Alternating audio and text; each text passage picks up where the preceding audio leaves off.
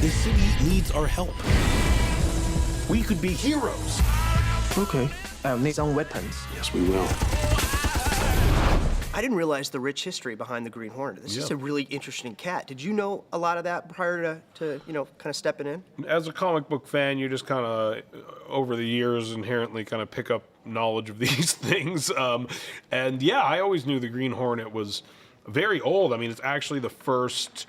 I think he's the first guy like in a city to wear a mask and fight crime. I mean, the Lone Ranger outdates him by a little bit, but it's definitely the first example of like a supercar or anything like that. I mean, a lot of things are derivative of the Green Hornet, which actually made it a challenge because all these things that are derivative of it are far more famous than it.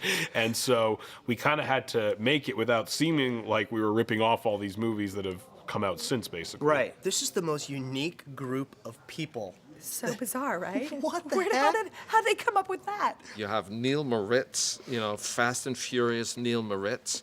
You have Michel Gondry, who lives on a satellite somewhere in outer space.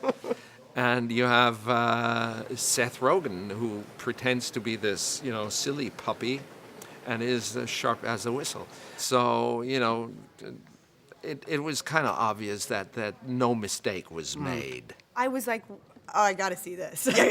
What is going on?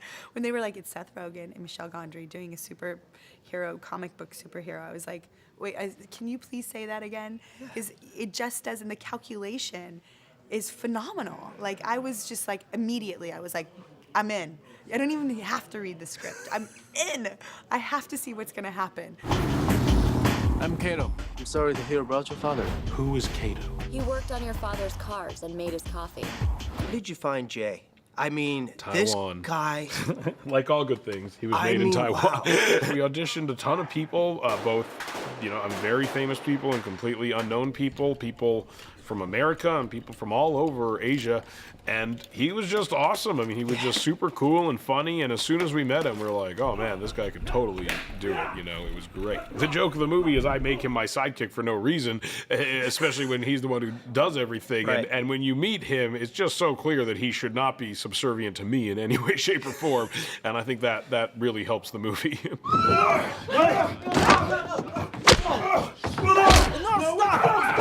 Stop!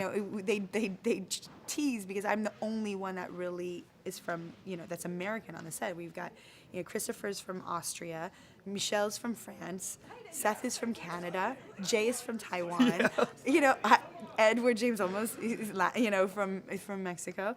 So we have like all of these, and then me, I'm sort of the melting pot of America. So we were kind of laughing the whole time. I'm actually the only one that really speaks English on the set, and I'm just barely getting by with it. I would say the character that you created is maybe one of the most unique villains I've seen in a long time. Oh, thank you. On screen. Thanks because very much. I didn't hate him. Well, there's like the guy. Well, there's nothing hateable about the fact, the people he kills are killable. They're worthwhile killing. You want to get rid of them anyway. I want the head of the Green Hornet. I want it tonight. We tried to do as much of the action as possible practically. There's very little visual effects in the movie. Yeah. It's mostly stunts and real explosions and stuff like that. So anytime we blew up a building or drove a car through a wall, it was really exciting to see. You're no stranger to some of these action films, but unfortunately your character doesn't get to play with the boys in this. They didn't tell me. Yeah. Honestly, the only saving grace, the only reason these guys are still alive is because I was shooting an action film while they were doing theirs.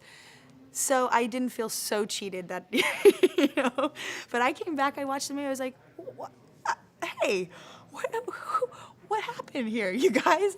Whoa! Is it gas gun? How come I'm the only one with a gun? Because you don't have fighting experience. How does it even work? My favorite types of movies, a lot of them are action comedies, movies like Lethal Weapon and 48 Hours and Midnight Run and True Lies and stuff like that. And, to us, it was just kind of crazy that no one had applied that to a superhero movie. And I think people have actually tried at times and just never worked out that well. But we thought you could do it. We thought there was a way to really make a good big action superhero movie and at the same time have it be really funny and have good characters in it and stuff like that.